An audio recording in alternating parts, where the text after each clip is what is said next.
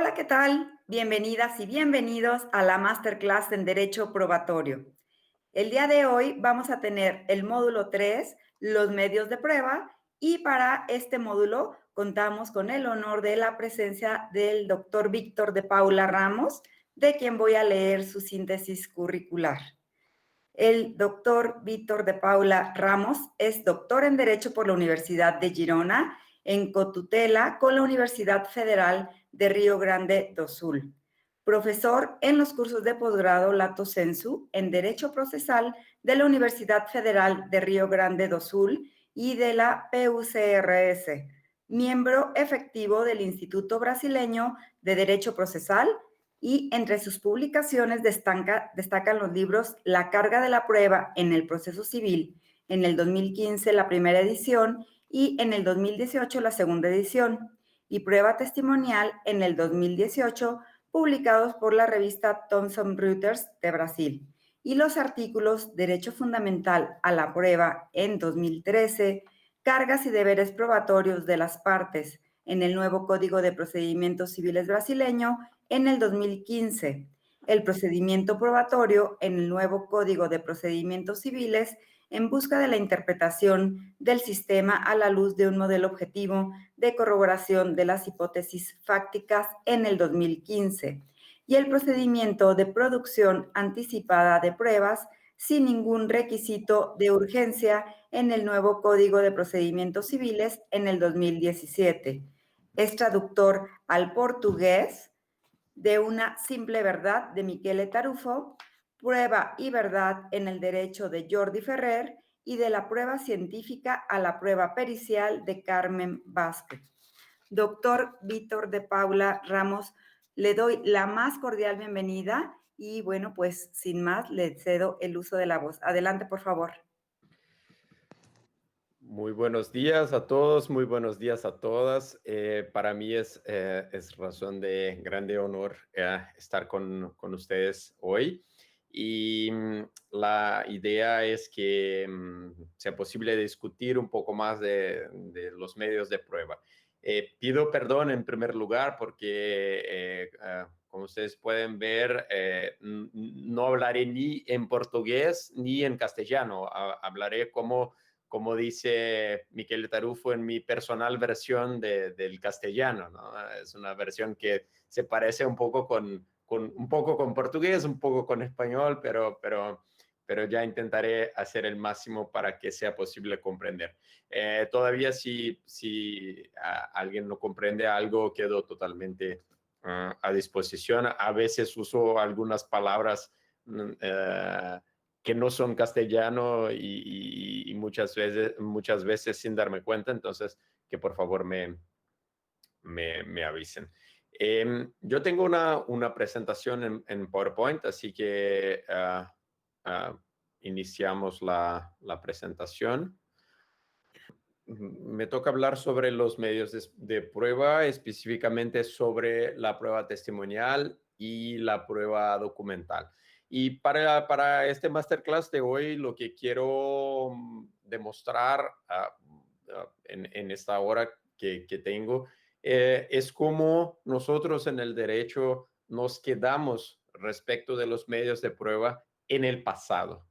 La doctrina italiana clásica procesalista de la primera mitad del siglo pasado sigue siendo nuestro principal desarrollo teórico sobre los medios de prueba y vamos a ver cuáles son las consecuencias de todo eso. Entonces, mi idea es presentar un poco de cómo se ha desarrollado nuestro sistema, los modelos que tenemos. Podemos hablar de dos modelos básicamente, dos formas distintas de pensar el razonamiento probatorio, y vamos a ver cuál es la consecuencia para los medios de prueba de que adoptemos un modelo que yo llamo de modelo subjetivo. Es un modelo pensado solo en la persona del juez o de la jueza. Las ideas que presentaré hoy están en mi libro La prueba testifical y del 2018. Esa es la edición en castellano que está publicada en 2019 por Editorial Marcial Pons. Y también de mi próximo libro que se está por publicar en portugués en los próximos meses, que es sobre prueba documental. Es fruto de mi tesis de postdoctorado. Entonces, la próxima, por favor.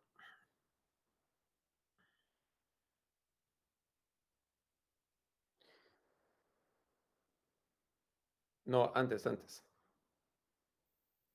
Sí, bueno, entonces presentaré dos modelos básicos, dos formas de pensar el razonamiento probatorio, y trabajaré para eso con dos modelos ideales, un modelo subjetivo y un modelo objetivo. ¿Qué quiere decir trabajar con modelos ideales?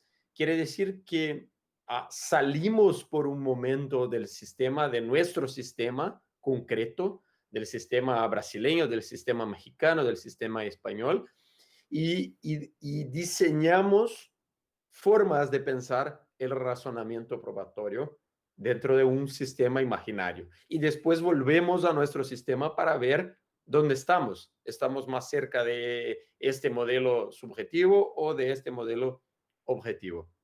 Y ya vamos a ver que nuestros sistemas en Latinoamérica están mucho más cercanos del modelo subjetivo, con todas las consecuencias serias que eso tiene para el razonamiento probatorio. Entonces, el modelo subjetivo parte de la idea, que era una idea muy presente en la procesalística clásica. Carneluti, Chiovenda, todos los procesalistas clásicos y toda la doctrina que sigue repitiendo estos autores. Para este modelo subjetivo, el objetivo máximo del derecho probatorio, de una averiguación en un proceso, es convencer al juez. Entonces, se dice en este modelo que algo está probado cuando el juez A o la jueza B están convencidos de lo que pasó. Entonces, cuando yo hago una causa contra Juan, entonces tengo que convencer al juez de que Juan me causó daños. Eso es lo que determina si yo gano o si Juan gana. Próximo, por favor.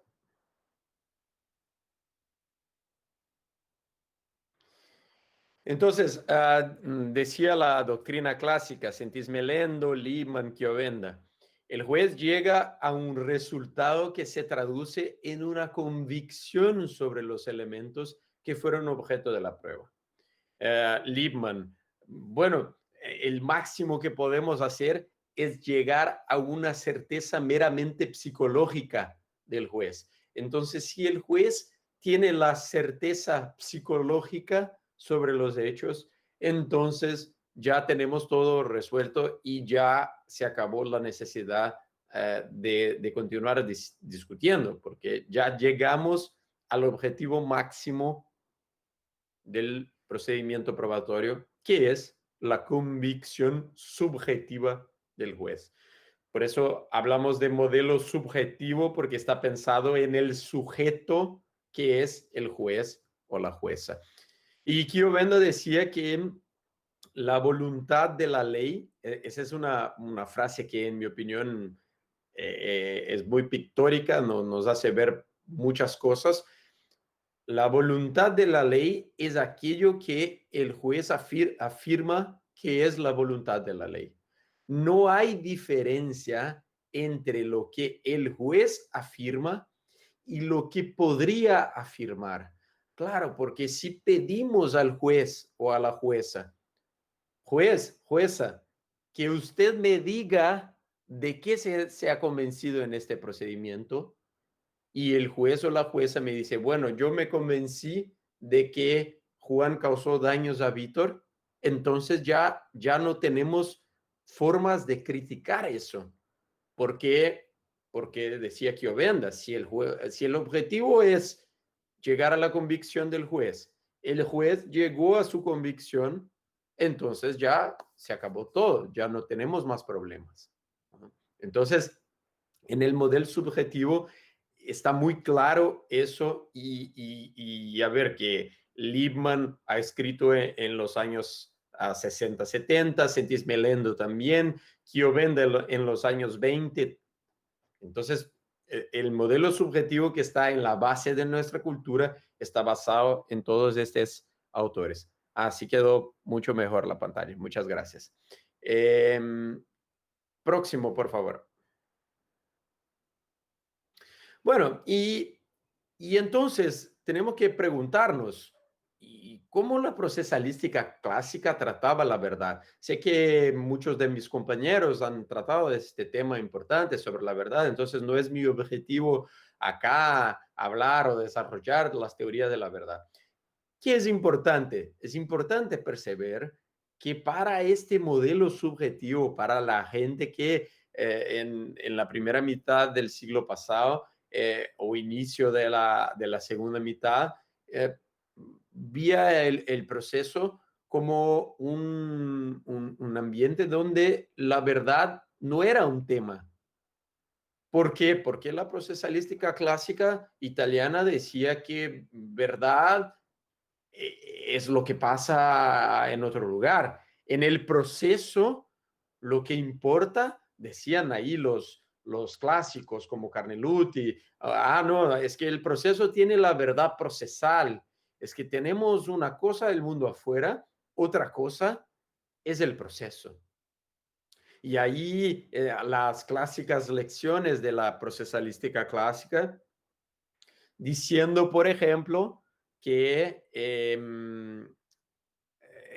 la cosa juzgada transforma el blanco en negro. Transforma. Si el juez o la jueza dicen que un perro es un gato, entonces para efectos jurídicos el perro va a ser tratado como un gato. Claro que el problema es que debemos ponernos de acuerdo con el perro o con el gato sobre eso, porque ellos no saben, ¿no? Que deben cambiar. Pero la procesalística clásica imaginaba que lo que importaba era el proceso. El proceso tendría su propia verdad y con eso, la verdad propiamente dicha, la verdad que es el mundo afuera, los hechos como realmente pasaron, no era un tema para el proceso. El proceso entonces, en este modelo subjetivo, se quedaba sin un estándar externo de corrección. Claro, porque si yo digo, bueno, vamos a producir pruebas acá, analizamos la prueba con la convicción personal del juez. El juez debe juzgar de acuerdo con su sana crítica y llega a la convicción de que Juan causó daños a Víctor. No, pero mira, es que hay un problema porque afuera no se ha practicado no sé cuál prueba. Bueno, ya, eso no es un problema, porque tenemos nuestra verdad procesal que está en las pruebas que se practicaron. Y cuando ponemos el juez como la única dirección de la prueba, y no por acaso, eso no es tema para hoy, pero no por acaso la procesalística clásica hablaba de una carga de convencer al juez de que Víctor tiene razón, el juez visto como destinatario de la prueba, como dirección de la prueba, y como personaje debe convencerse. Entonces, yo no estoy buscando qué es que ha pasado en el mundo afuera. Estoy buscando convencer al juez. Si logro convencer al juez de algo que no ha pasado, mejor para mí porque gano la causa. Y el proceso en este momento, visto como cosa de las partes, nos importaba con el resultado. Sí, nos importaba con el resultado, no en el sentido de que cualquier resultado serviría, pero en el sentido de que el proceso visto como tema de las partes ya tenía como interés exclusivo las partes. Entonces yo y Juan somos las partes de un litigio, entonces interesa a nosotros el resultado. Y el juez o el Estado ponía este proceso a la disposición de las partes, pero eran asuntos suyos. Próximo, por favor.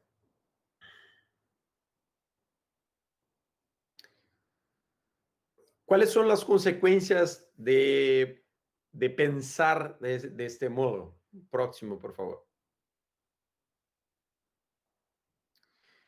Bueno, pensando en el procedimiento, en qué pasa con la prueba, ya podemos imaginar que si el objetivo final es llegar a la convicción del juez, entonces todo el procedimiento va a ser pensado para lograr esta finalidad, porque la parte quiere lograr la finalidad de convencer al juez.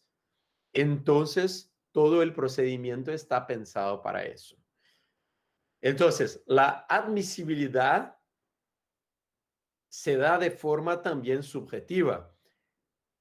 Yo no conozco la realidad en México, pero imagino que no sea muy distinta de lo que pasa en Brasil.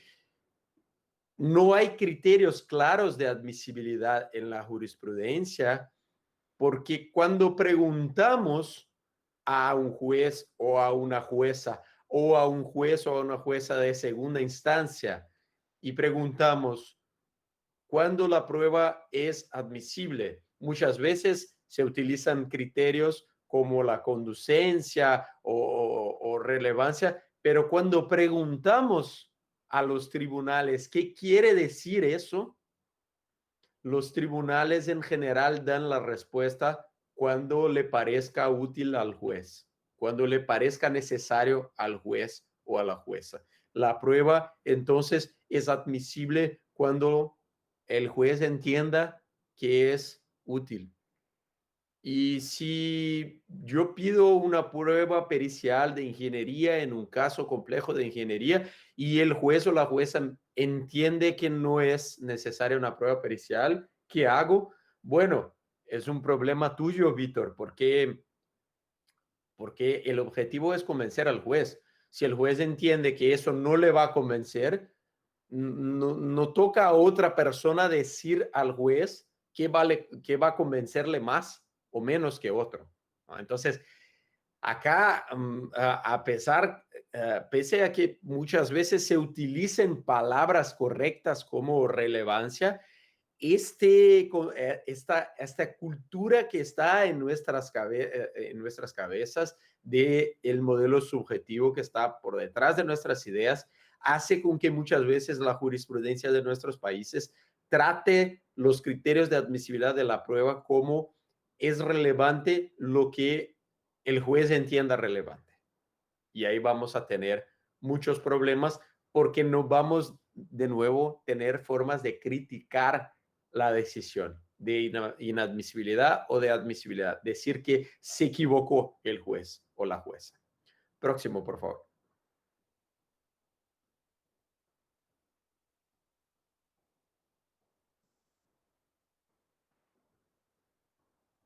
Bueno, antes. Gracias. La práctica de las pruebas también es subjetiva. ¿Y por qué? De nuevo, porque el objetivo es convencer al juez. Entonces, cuando el juez llega a un punto en el cual dice, bueno, ya llegué a mi convicción, ya llegué a mi convicción. Muchas veces sucede en la práctica de nuestros países que el juez simplemente permita que se acabe el procedimiento probatorio o que el perito, por ejemplo, no conteste a preguntas o que simplemente diga a las partes que ya mi perito me dijo cosas que me convencieron, entonces ya no importa que su perito de parte diga el contrario, porque ya me convencí, ya llegamos al punto máximo que es mi convicción personal. Entonces, ¿Cuál es el problema? Este ejemplo de la pericia es muy claro. Carmen va a hablar sobre eso. No voy a hablar sobre pericia, pero la cuestión es que cuando yo juez, formo mi convicción y mi convicción, en mi opinión, es suficiente, ya no hay necesidad de dialogar, ya no hay necesidad de saber si el otro perito dice otra cosa o si las partes dicen otra cosa, porque ya formé mi convicción personal y eso es suficiente. Próximo, por favor.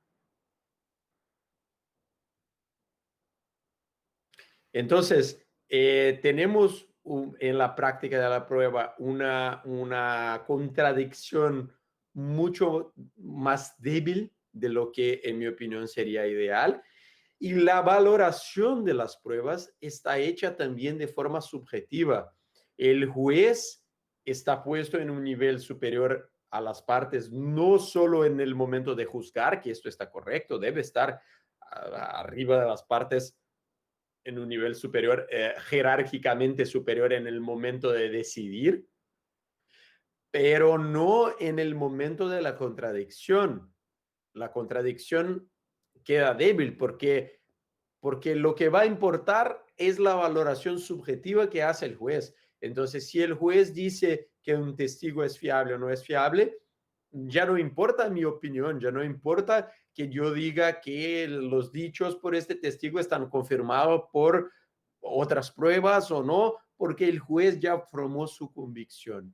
Y cuando decimos que el juez valora la prueba de acuerdo con la sana crítica o con el prudente aprezzamento, como dice la doctrina italiana, o acá en Brasil que se dice que no, que el convencimiento del magistrado, de la magistrada, debe ser motivado, entonces vamos a tener cómo controlar.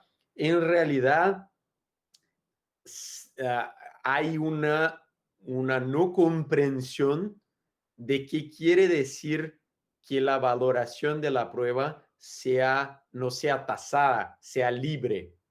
Y muchas veces se ha comprendido mal esta idea de valoración de la prueba, que la prueba no es tasada para el modelo de valoración libre, porque se imagina que el juez pueda simplemente hacer lo que le parezca mejor y eso no debe ser así. Y eso no es culpa de los jueces o de las juezas, eso es culpa de nuestra cultura, porque ya vamos a ver que este modelo subjetivo causa mucho más problemas a los jueces y a las juezas, porque pone una responsabilidad y un peso sobre las espaldas de los jueces y de las juezas que los seres humanos no tienen condición de cumplir. Entonces pedimos a nuestros magistrados y nuestras magistradas más de lo que los seres humanos pueden hacer. Y eso queda muy claro por ejemplo, en la prueba testimonial. Próximo, por favor. Bueno, la suficiencia también subjetiva, entonces ya la misma cosa. Para el juez A puede ser que la prueba de este proceso sea suficiente. Para la jueza B, que es más exigente, por ejemplo, ya no será suficiente. Y nosotros no tenemos claro en nuestros sistemas cuándo la prueba de los hechos es suficiente y cuándo no es suficiente. Cada caso y cada juez tienen su criterio y claro, eso es lógico porque el juez debe convencerse. Yo me puedo convencer de una cosa y la doctora Gaby, por ejemplo, no, porque para ella, que es una persona seria y exigente, este hecho tiene mucha importancia, entonces dice que es necesaria una prueba más alta, de nivel probatorio más alto. Y ya para Víctor, no. Entonces, tenemos aquí también consecuencias. Próximo, por favor.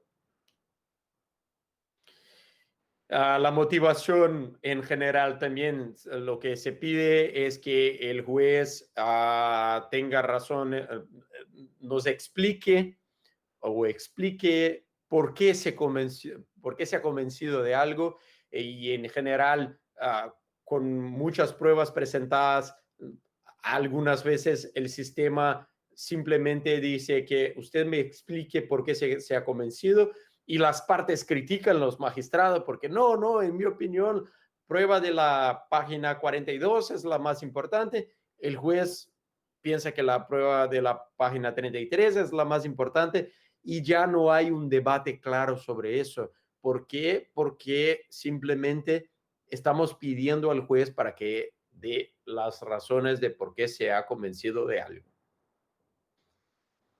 Y entonces, ¿cómo vamos a criticarle? ¿Cómo decir que, doctora Gaby, usted se ha convencido de algo, pero en mi opinión no debería convencerse? Bueno, pero muy bien, gracias, Víctor, pero me convencí. Es como cuando cuestionamos a la religión de alguien o la posición política. Creo que no, usted no debería convencerse. Bueno, pero es así, ¿no?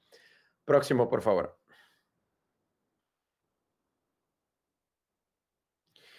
Y entonces, este modelo subjetivo es el modelo que culturalmente está detrás de nosotros.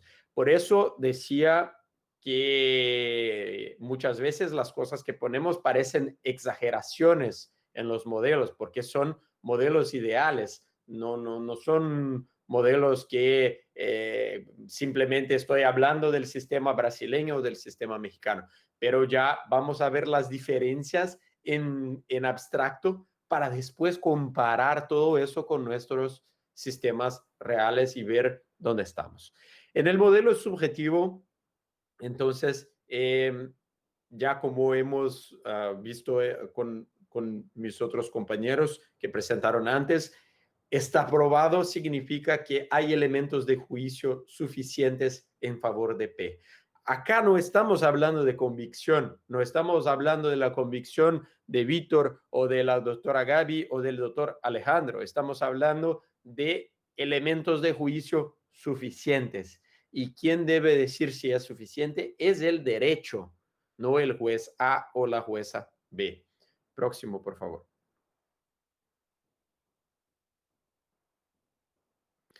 La verdad sí importa porque entendemos que, de acuerdo con lo que propone Jordi Ferrer, hay una relación teleológica entre prueba y verdad. ¿De qué nos sirve producir un montón de pruebas, escuchar a peritos, analizar documentos, escuchar testigos, para que después simplemente digamos al juez o a la jueza que nos diga qué le parece? Entonces, ¿qué estamos haciendo? Lo que estamos haciendo en el procedimiento probatorio es buscar qué pasó afuera para aplicar el derecho a los hechos como han sucedido en la vida, porque la vida es que determina si el proceso está correcto, no el proceso que determina si la vida está correcta. Es decir, si yo digo que Juan mató a María y Juan no mató a María, es el proceso que está equivocado. El proceso se equivocó diciendo que Juan mató a María cuando eso no es verdad. ¿Por qué? Porque la verdad es un estándar externo al proceso para decir si es que el proceso se equivocó o no. Y el juez en este sentido no es quien determina si Juan mató a María o no. Quien determina si Juan mató a María o no es la realidad. El juez toma una decisión, pero las pruebas tienen una relación teleológica con la verdad, en el sentido de que sirven para buscar la verdad. Y decir que el juez no es el destinatario único de la prueba quiere decir que el juez también puede equivocarse. Los abogados pueden equivocarse, el proceso puede equivocarse, pero en realidad o Juan mató a María o no mató a María. Y tenemos que buscar mejorar nuestros sistemas el máximo posible para que lo que queda probado en un proceso sea siempre o casi siempre, idealmente, lo que pasó en el mundo afuera, para que Pensemos cada vez más en disminuir los errores. Próximo, por favor. Entonces, verdad es decir que lo que es y que lo que no es, no es. Dice Aristóteles. Goldman dice, es el mundo que dice lo que es verdadero o falso, no Víctor, no doctora Gaby, no doctor Alejandro. La verdad no depende de lo que diga un juez o el tribunal. El juez puede estar convencido que Juan mató a María y eso ser falso. El marido, el esposo de María puede estar convencido de que no fue María que ha practicado este crimen, pero en realidad fue María. La verdad depende del mundo afuera. Próximo, por favor. Y entonces el objetivo de nuestro proceso y especialmente del procedimiento probatorio debe ser la búsqueda de la verdad. Próximo, por favor. Y el próximo. ¿Cuáles son las consecuencias de este modelo objetivo? Es que en primer lugar, la admisibilidad de la prueba no depende de mi opinión o de la opinión de doctora Gaby o de doctor Alejandro. La admisibilidad de la prueba depende si esa prueba es relevante. ¿Qué significa que sea relevante una prueba? Pues si preguntamos a un médico, nos dirá que es muy fácil. Yo tengo una sospecha de una fractura en mi mano derecha. Si el médico me pide una radiografía de mi pie izquierdo, ¿va a ser relevante esta prueba? No, no va a ser relevante. ¿Por qué? Porque el resultado de esta radiografía de mi pie izquierdo, en abstracto, imaginando que tengamos el resultado de esta radiografía, no puede ni abstractamente aumentar ni disminuir la confirmación de las hipótesis de hecho sobre si yo tengo fractura en mi mano derecha o no. Ese es el problema. Eso no depende de mi opinión. Un médico podría decir, no, pero ya ves, en mi opinión es relevante tener la radiografía del pie izquierdo, pero ¿para qué? Estás equivocado, diríamos a esta persona. Y en nuestros sistemas debe pasar lo mismo. ¿Cuándo una prueba es relevante? Una prueba es relevante cuando tiene condiciones en abstracto, ojo en este punto, en abstracto, porque no estamos hablando aún si va a probar o no va a probar o en cuál medida va a probar, pero si tiene condiciones en abstracto, en teoría, de aumentar o disminuir la confirmación de las hipótesis de hecho, la corroboración de las hipótesis de hecho. Y con eso, con este criterio, podemos decir que se equivocó el juez Vítor, porque el juez Vítor no ha permitido la práctica de una prueba, ha considerado inadmisible, pero esta prueba sí era relevante. Entonces, la parte tiene su derecho a probar y Vítor violó este derecho. Próximo, por favor. La práctica también es objetiva.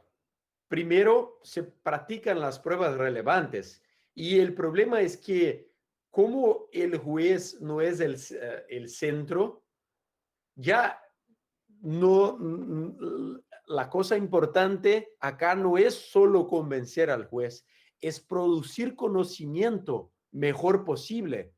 El perito debe dar pruebas sobre lo que está exponiendo. Los testigos deben tratar de confirmar lo que están diciendo. Los abogados contribuyen, los peritos de parte contribuyen porque critican a los peritos, critican a los testigos, critican los documentos que trae la otra parte. Y con eso, con esta participación de múltiples sujetos, de múltiples puntos de vista, formamos un conjunto probatorio mejor. Y cuando terminamos de practicar todas las pruebas relevantes, con participación de las partes, de los abogados, los peritos de parte, del juez, del perito oficial, entonces partimos para la valoración. Pero con eso exploramos todas las hipótesis de todas las partes, incluso para que el perito oficial pueda decir, doctor Juan, esta versión que usted propone no tiene sentido. ¿Por qué A, B, C? Entonces estoy defendiendo esta idea porque D, E, F. Y nos da razones para eso. Próximo, por favor. La valoración debe ser entonces racional. El juez, después de dialogar con las partes, con una contradicción que debe ser fuerte, en el sentido de que el juez debe estar en el mismo grado jerárquico de las partes en el momento del diálogo. Cuando decide, no, cuando decide está en una posición jerárquicamente superior. Pero la contradicción debe ser fuerte en el sentido de que el juez no es libre de la lógica. Si el juez o la jueza o el perito oficial dice que 2 más 2, 2 y 2 son 8, el perito de parte debe poder apuntar este error que debe ser corregido porque 2 y 2 son 4. Y eso pasa también con cosas que no son exactas, con pruebas que no fueron practicadas, con hipótesis que no fueron exploradas. Y por eso entonces la valoración debe ser una valoración racional. Debe hacerse una predicción sobre un estado de hechos que se va a confirmar y con eso se va a aportar más grado de corroboración. Y estas inferencias que hacemos deben partir de conocimientos que sean válidos al día de hoy. Próximo, por favor. La suficiencia también es objetiva. Jordi Ferrer está trabajando mucho sobre los estándares de prueba. La doctrina estadounidense habla de estándares de prueba más probable que no para casos normales, civiles.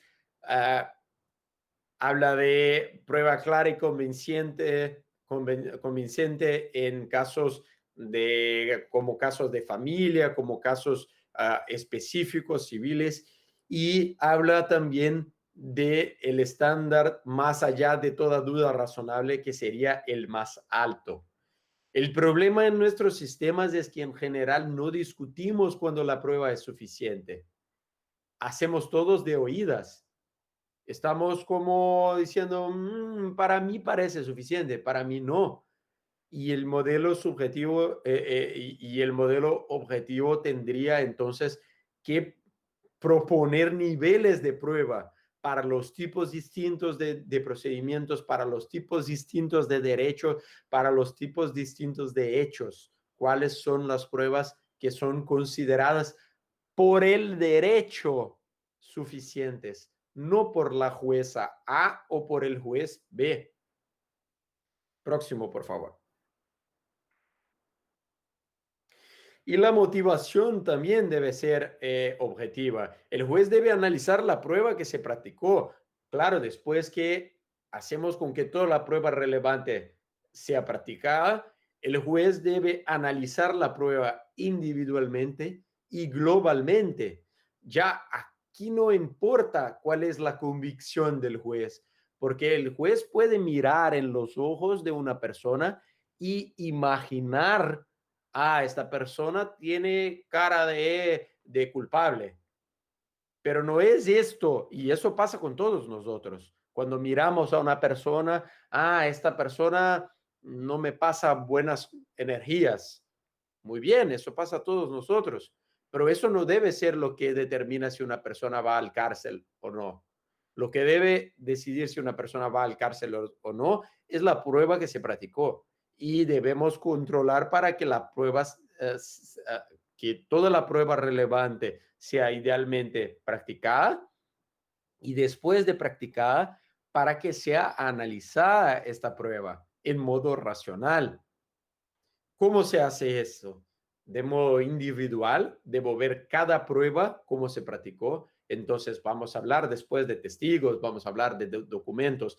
A ver, este documento que está delante de mí, ¿cómo funciona? ¿Cómo se produjo este documento? ¿Quién produjo? ¿En cuál contexto? ¿Es un documento que se puede alterar o no? ¿Puede cambiar el contenido o no? Eso tenemos que analizar. Ah, bueno, entonces una vez entendida esta prueba, voy a ver cuál es el aporte que esta prueba da en el conjunto y cuál es el aporte que tiene el conjunto. Entonces yo siempre hago valoraciones individuales de los medios de prueba y después valoraciones globales sobre todas las pruebas practicadas, porque muchas veces nosotros los seres humanos tenemos una tendencia de mirar a las pruebas que favorecen nuestra convicción personal. Y justamente para eso, para evitar el llamado sesgo de confirmación, es que tenemos que analizar todas las pruebas, porque yo puedo estar convencido de que fue Juan que mató a María y al final hay una prueba para la cual yo no quería mirar que mostraba que Juan estaba en otro lugar. Entonces es lógicamente incompatible que Juan haya matado a María. Y debo también analizar todos los debates. Muchas veces en nuestros sistemas, por ejemplo, en los casos en que tenemos peritos oficiales, simplemente el juez dice, no, este perito es de mi confianza. Entonces todo lo que dice, confío en lo que dice. Y el problema es que muchas veces el perito de parte demuestra que el perito oficial se ha equivocado en un punto y el juez simplemente, cuando pedimos al juez solo para que se convenza, ya estos debates no serán tan importantes. Próxima, por favor. Bueno, y entonces, la primera pregunta que tenemos que hacernos es, ¿dónde estamos nosotros? ¿En el sistema mexicano, en el sistema brasileño, el sistema español? Y en mi opinión, estamos en nuestros sistemas, cada uno con sus características, porque ustedes me pueden decir, no, pero eso acá en México no pasa. Este problema que usted habla sobre Brasil, acá en México no pasa. Pero otras cosas pasan en México y no pasan en Brasil. O pasan en Argentina y no pasan ni en Brasil ni en México. O pasan en Uruguay y no pasan en España. Muy bien. Pero lo que está detrás de nuestra cultura probatoria es una cultura de este modelo subjetivo, basado en las ideas y en las teorías desarrolladas en el siglo XX por la procesalística clásica italiana. ¿Y cuál es la consecuencia de todo eso para los medios de prueba, para la actividad probatoria, para la práctica de las pruebas y para la forma como trabajamos con los medios de prueba? Es que si el objetivo es exclusivamente convencer al juez, la calidad de la prueba es una cosa que no importa. Puede importar para el juez A o para la jueza B, que son personas, imaginemos, que solo se convencen con muy buena prueba, pero no será una exigencia del sistema, no será una exigencia doctrinaria, será una exigencia de un juez o de una jueza específicos. Y esto como sistema no podemos pensar en un juez A o en una jueza B. Tenemos que pensar como sistema. Y para eso tendremos que mejorar la calidad de nuestras pruebas. Próximo, por favor. Entonces, empecemos con la prueba testimonial.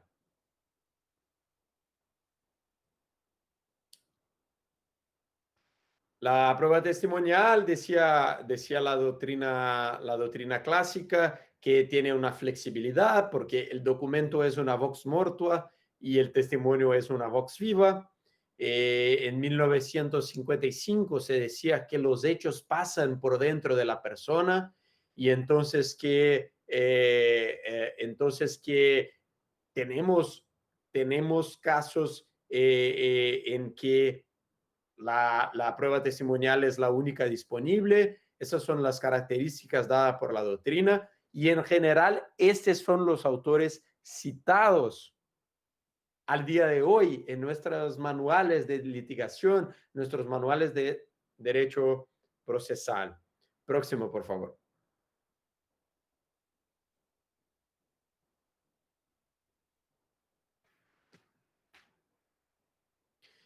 ¿Cuál es el problema? Es que estas teorías fueron desarrolladas de 1906 hasta 1957.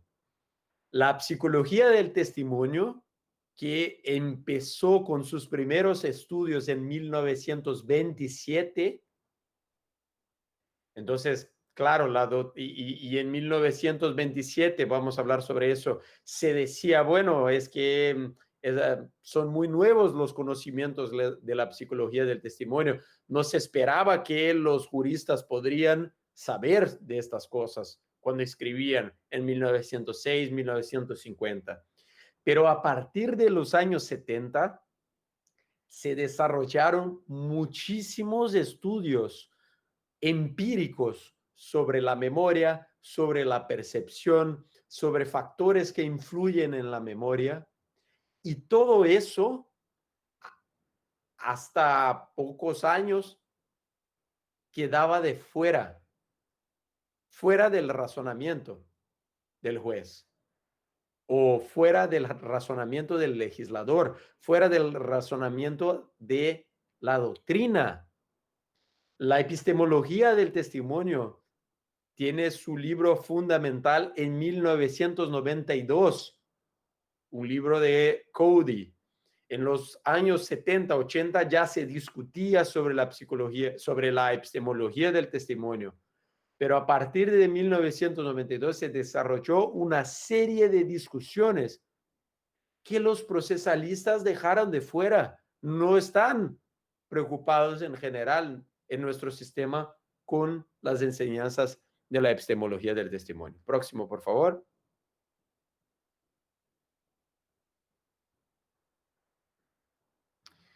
No hacemos preguntas sobre cómo se deben hacer preguntas. Puedes abrir todo, por favor. Sobre cómo hacer preguntas para el testigo. Imaginamos que ese es un factor que no importa. Simplemente cada uno que haga las preguntas como le parezca mejor. ¿Quién debe hacer las preguntas? Algunos sistemas dicen que el juez, otros sistemas dicen que el abogado, y imaginamos que eso no importa. Imaginamos que el juez deba evaluar la persona, decir, esta persona es fiable, esta persona no es fiable. Esta persona es una médica, directora de un hospital, entonces es una persona fiable que no me daría informaciones falsas. Esta otra persona es una persona que ya robó, que ya ha practicado crímenes, entonces no es una buena persona. Esos son los criterios que imaginamos sean útiles para la prueba testimonial. Y también no nos preguntamos, imaginamos que la memoria del testigo está siempre a nuestra disposición. Preguntamos, imaginemos que la doctora Gaby es un testigo en un proceso, le preguntamos una vez en la policía, otra vez en la fiscalía, otra vez con los abogados, otra vez en la primera audiencia, otra vez porque el abogado quiere preguntarle sobre una aclaración.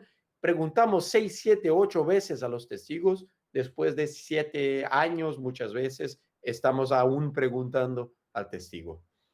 Y no nos preguntamos sobre si eso influye en la memoria o no. Y no nos preocupamos con fragilidades del testimonio. Imaginamos que el testigo o miente o dice la verdad y en general no tenemos problema porque si el testigo miente, ya vamos a ver. Próximo, por favor. Imaginamos que tenemos todo bajo control porque imaginamos que el contrario de decir la verdad es mentir. En general, no nos preocupamos en nuestros sistemas con errores de percepción, errores de memoria, de recuperación, porque eso no existía en la primera mitad del siglo pasado. Entonces simplemente seguimos repitiendo los autores clásicos italianos sin preguntar qué pasó después, porque ellos no tenían condición en aquella época de hablar de errores de percepción y de memoria porque esta teoría no estaba desarrollada en esta época.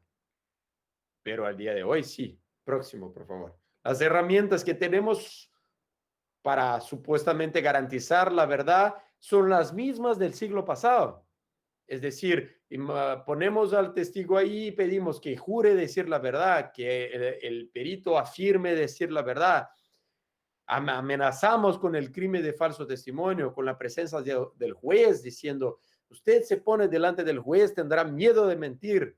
Y si veo que su versión está en contradicción con la versión de otro, ponemos todos en careo para que decidan cuál es la verdad juntos. Y eso no nos preguntamos si funciona en la práctica. ¿Qué nos dice la ciencia sobre eso? Próximo, por favor.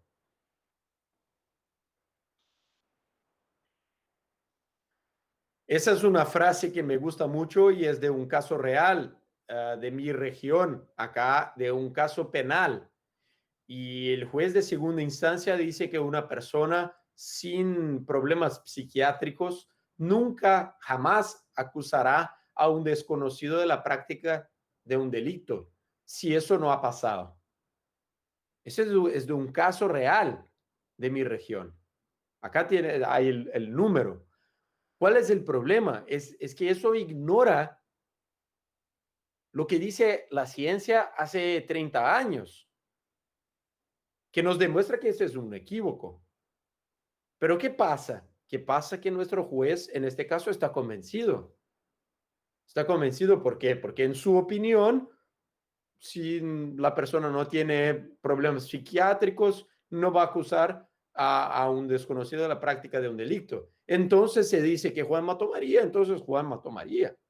Y ponemos Juan al cárcel. A mí no me gustaría ser juzgado de esta forma, si fuese yo el acusado. Próximo, por favor.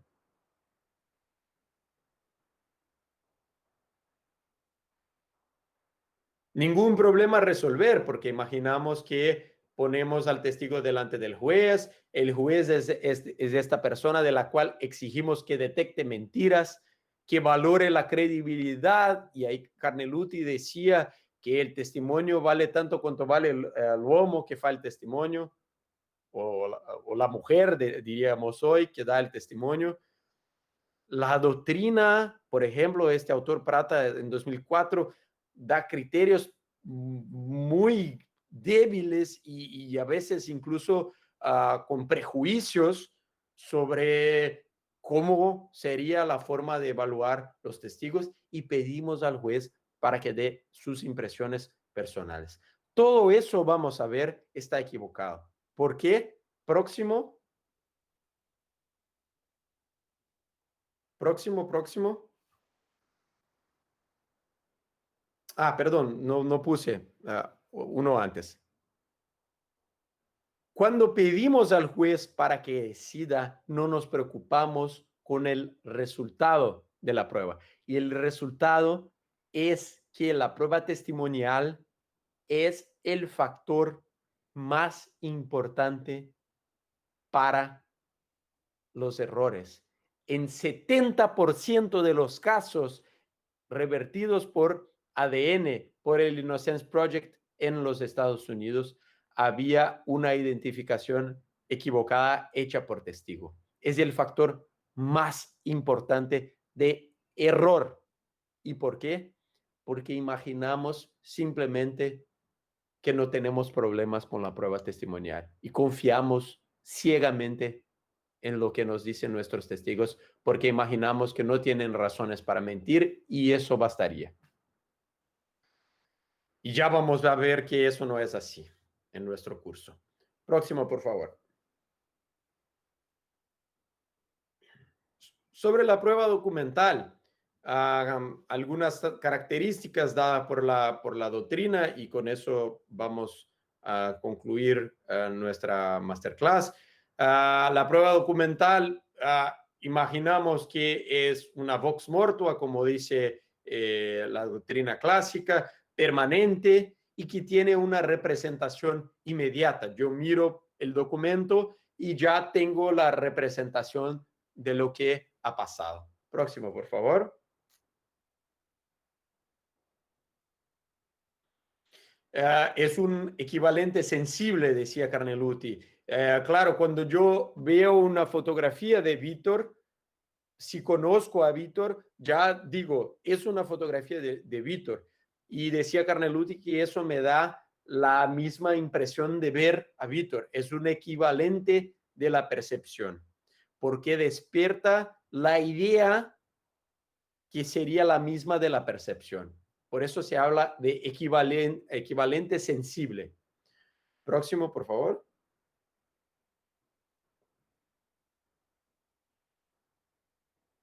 Perdón, acá está prueba testimonial, pero es documental. Las teorías de la prueba documental son las mismas de los años 1906 hacia 1957. ¿Cuál es el problema? Es que en esta época, cuando se hablaba de documentos, se hablaba de documentos escritos. Carneluti, por ejemplo, en uno de sus escritos que me gusta mucho, decía que, bueno, ahora estamos trabajando con una novedad que es la fotografía. Entonces, la fotografía cuando escribía Carneluti era una novedad, era un proceso complejo.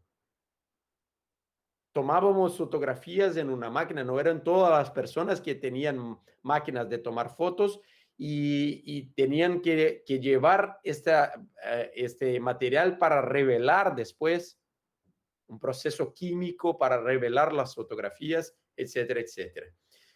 Pero en esta época principalmente, la fotografía que fue inventada ahí en fines del siglo XIX y se popularizó en en la primera mitad del siglo pasado, la fotografía era vista como un lápiz solar. La doctrina de la fotografía hablaba de un lápiz solar y simplemente se imaginaba que la fotografía, por ejemplo, era una reproducción de la realidad. Simplemente cuando yo veo la fotografía, veo la realidad. Es lo mismo. La representación y la apresentación serían la misma cosa. ¿Cuál es el problema? Es que en la segunda mitad del siglo XX se desarrolló toda una teoría sobre la fotografía, sobre el arte, sobre la representación, sobre los sentidos, sobre la denotación y la connotación en la lingüística, en la semiótica, la separación del texto del sentido en la lingüística, en la semiótica, y también se desarrolló toda una novedad que son los documentos digitales, que fueron tratados por la procesalística simplemente como una analogía a los documentos escritos. Entonces, toda la teoría de la prueba documental fue basada en los documentos escritos. Cuando se escribió sobre prueba documental, solo existían documentos escritos. Y después de eso, se empezó a hacer reformas en la teoría original, diciendo, bueno, y también la fotografía, y también los documentos digitales. Pero no se desarrolló de nuevo una nueva teoría. Estamos aún al día de hoy repitiendo lo que dice Carneluti en los años 30, 40 del siglo pasado. Próximo, por favor.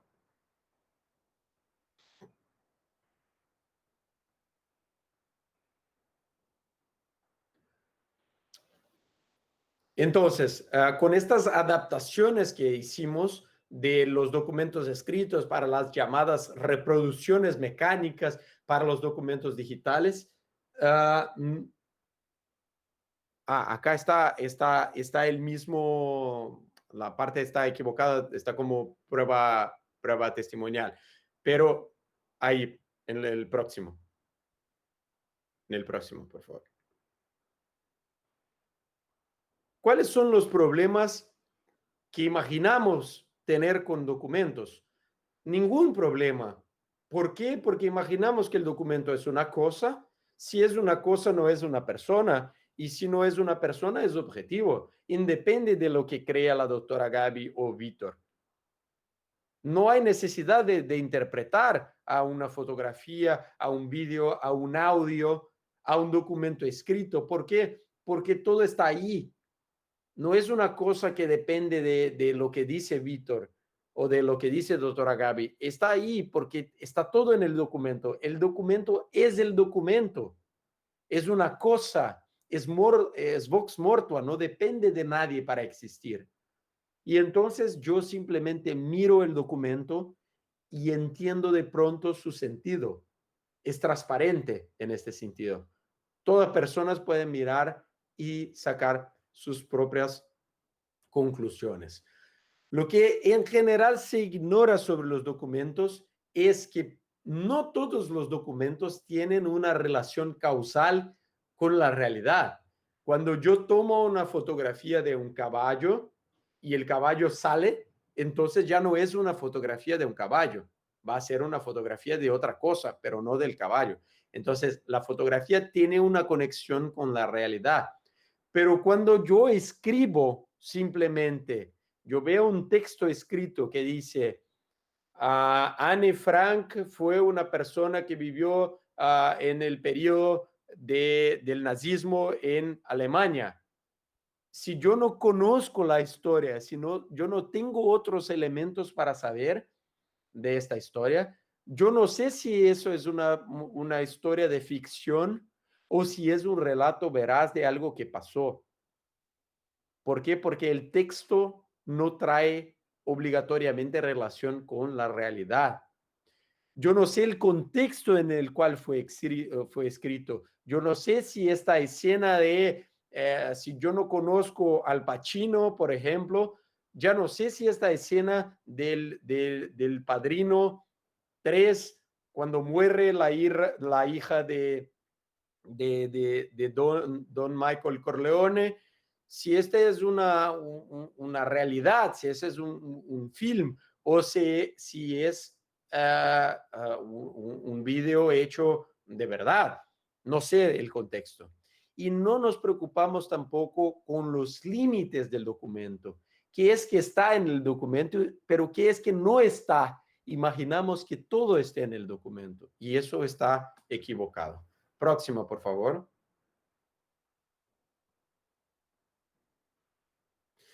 ¿Cuáles son las herramientas que tenemos? En general, solo pedimos en nuestros sistemas para que la parte contraria haga todo el labor.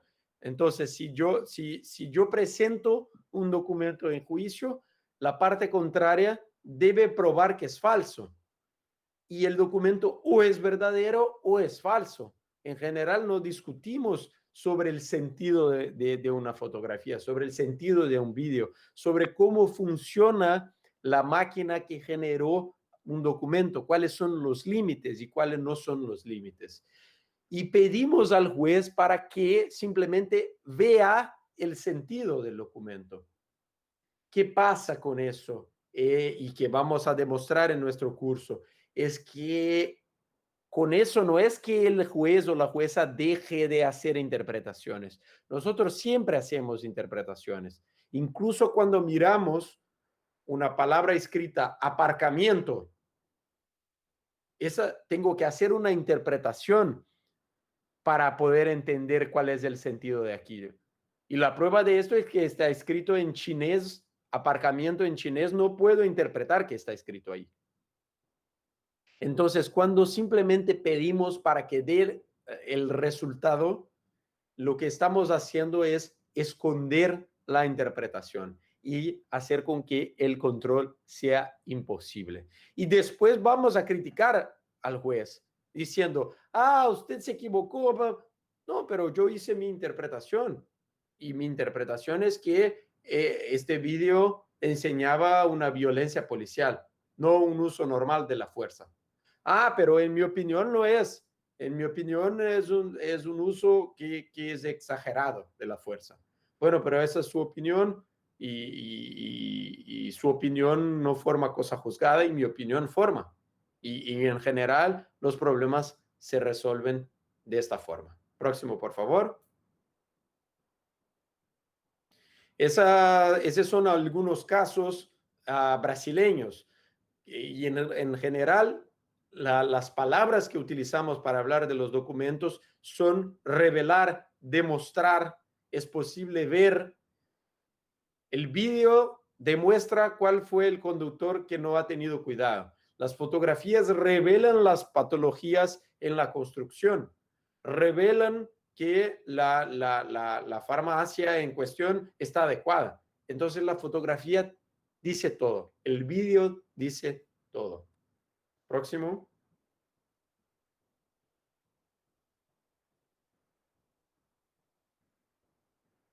Y de nuevo imaginamos que no tenemos ningún problema a resolver. Pedimos simplemente al juez o a la jueza para que decida con su prudente apresamiento, con su sana crítica, con su convencimiento motivado y para que dé valor alto o bajo dependiendo de su convicción personal y que considere suficiente o no la prueba de acuerdo con lo que le parezca mejor. Pero después vamos a la segunda instancia y decimos que se equivocó el juez. Y se equivocó porque mi opinión es diferente de la suya. Y quedamos en esta charla de locos entre el juez y los abogados porque cada uno tiene su opinión. Y cuando pedimos al juez para que dé su opinión, ya no podemos decir que su convicción personal está equivocada o no está equivocada. Entonces, en una mano nuestros sistemas están pidiendo al juez para que forme su convicción. Cuando el juez forma su convicción, los abogados critican a los jueces diciendo que no ha formado bien su convicción. Y entonces tenemos un problema de exigir más del juez de lo que en realidad, en lo que en realidad puede dar. Y con eso estamos siempre dejando de fuera las preguntas sobre la calidad de las pruebas. Entonces, con eso agradezco la atención de todos y todas y quedo a la vuestra disposición. Ahí en la próxima diapositiva tenemos mi mail y quedo a disposición de todos y todas. Muchas gracias. Muchísimas gracias, doctor Víctor de Paula. Excelente exposición. Le agradezco que haya estado con nosotros. Gracias.